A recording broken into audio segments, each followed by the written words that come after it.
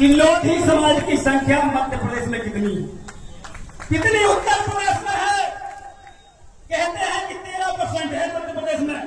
तो आप बताइए 230 सीट में से लोधी समाज की कितनी सीट होनी बताइए? लगभग 36 सीट होने दिए, लेकिन सिर्फ 10 ही विधायक। मैं धन्यवाद देना चाहता हूं पीता भैया का। जब इनकी सरकार ने कहा कि हम 4 दिन में कराएंगे, तो पीता भैया ने कहा कि हमारा लाभ होने वाला है, क्योंकि हमें ज्यादा टिकट मिलेगी। धन्यवाद दे रहा हूं। लेकिन साथियों, अभी हमने 28 जुलाई को भोपाल की धरती पर आंदोलन किया कि हमें हमारा 13% जो ओबीसी आरक्षण रोक रखा है उसको अनहोल्ड किया जाए, क्योंकि हमारी लोधी समाज की भी बहुत बड़ी संख्या उस चयनित विद्यार्थियों में है। बताइए, अगर 28,000 विद्यार्थी चयनित होकर घर बैठे हैं, तो उसमें लोधी समाज के भी विद्यार्थी बैठे कि नहीं बैठे? बताइए। तो सरकार को बहाल करना चाहिए कि नहीं करना चाहिए?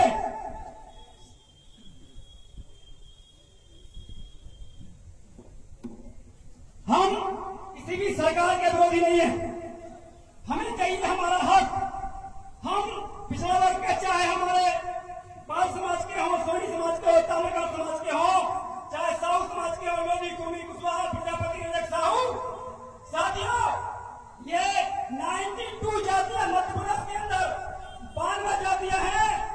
इनके समाज के विद्यार्थी चयनित होकर नौकरी के लिए दर ठोकर खा रहे हैं। साथियों, बताइए, इस लोधी समाज के मन से मैं कहना चाहता हूं, और हमारे विधायक बैठे उनसे कहना चाहता हूं कि हमारा जल्द से जल्द हमारा 27% आरक्षण लागू करवाइए। आपको हमने भेजा है कि आप हमारी आवाज उठाइए, हमारे आरक्षण की आवाज उठाइए, हमारी जनजीवनता की आवाज उठाइए। जहां भी हमारे साथ शोषित होता है, शोषण होता है, अन्याय होता है, अत्याचार होता है, आप वहां हमारा साथ दीजिए। हम आपको लगातार विधायक बनाते रहेंगे, इसमें कोई दिक्कत नहीं है साथी। लेकिन बात यह है कि हमारे लिए खड़ा होना पड़ेगा। हम लोग भोपाल में लक्ष्य खाते हैं, भोपाल में खाते हमारे लोग, यहाँ भी पिछवाड़ में, शिवपुरी में हमारे लोगों के ऊपर लाठीचार्ज किया गया था, ओबीसी महासभा के लोगों पे।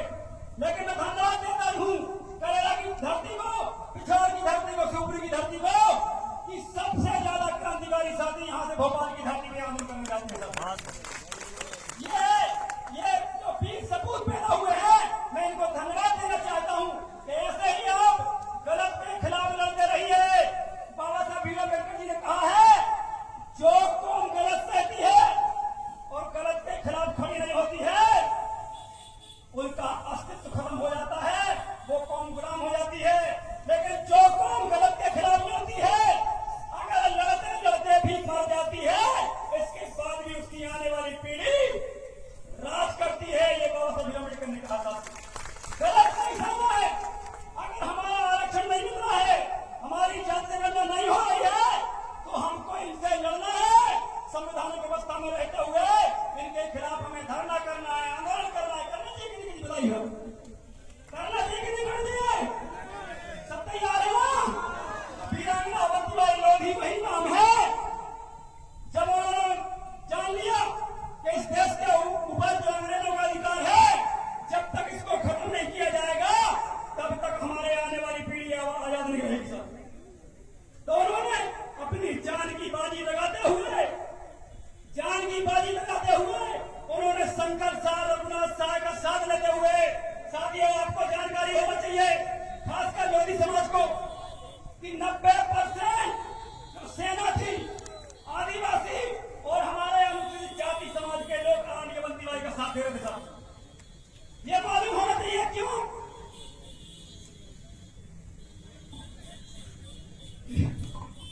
क्योंकि हमारे जो वीरांगना अवंतीबाई लोधी थी, उस समय जो व्यवस्था थी महिलावादी, महिलाओं को स्तन ढकने का अधिकार नहीं था गोंडवाना साम्राज्य में। तो वीरांगना अवंतीबाई लोधी ने इसकी मुहिम चलाई थी कि हमारी सभी माता बहनें स्तन ढकेंगी।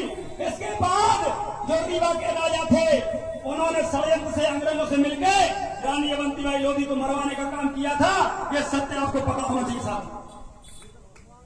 आपको पता होना चाहिए कि जब राजा विक्रमादित्य जी की मृत्यु हो जाती है बीमारी के कारण, तो वीरांगना अवंतीबाई लोधी को मनुवादी सती करना चाहते थे, लेकिन लाखों आदिवासी वहां इकट्ठे होकर वीरांगना अवंतीबाई लोधी को शहीद होने से बचा के साथ। तो हमको समझना है कि हमारा कौन है और हमारा दुश्मन कौन है, ये जानने की जरूरत है साथियों। जब तक आप दोस्त और दुश्मन की पहचान नहीं करोगे, तब तक आपको अधिकार नहीं मिलेंगे। आप लगातार चाहे कितना भी संघर्ष कर लो। इसलिए मैं लोधी समाज से कहना चाहता हूं कि आप जब भी कार्यक्रम करें, आदिवासी समाज को जरूर मुख्य अतिथि बना सकते, क्योंकि ये वो कौन है जो कभी आपके साथ गद्दारी नहीं करती। ऐसी समाज के लोगों को बनाए, क्योंकि चाहे हृदय साह लोधी हो, चाहे किसान सिंह लोधी हो, चाहे स्वामी ब्रह्मानंद जी हो, चाहे दरियाई लोधी हो, चाहे अवंतीबाई लोधी हो, अगर इनके साथ किसी ने कंधे से कंधे मिला के साथ किया है, तो वो आदिवासी और हमारे जाट और हैवार समाज के लोग हैं साथ। ये नहीं भूलना चाहिए, सत्य कहने से नहीं डरना चाहिए। क्या होगा, ज्यादा से ज्यादा कम दिएंगे, लेकिन अगर सत्य बोल के जाओगे तो आने वाली पीढ़ी जरूर क्रांतिकारी बनेगी और क्रांति करके अपना अधिकार लेगी साथियों। इसलिए मैं ज्यादा कुछ नहीं बोलूंगा, क्योंकि हमारे साथी बैठे हैं बड़े बड़े, तो उनको ही बोलना है। लेकिन मैं इतना ही निवेदन करूंगा हमारे पीतम भैया से, हमारे खटीक साहब से, कि हमारा 13% होल हटवाइए।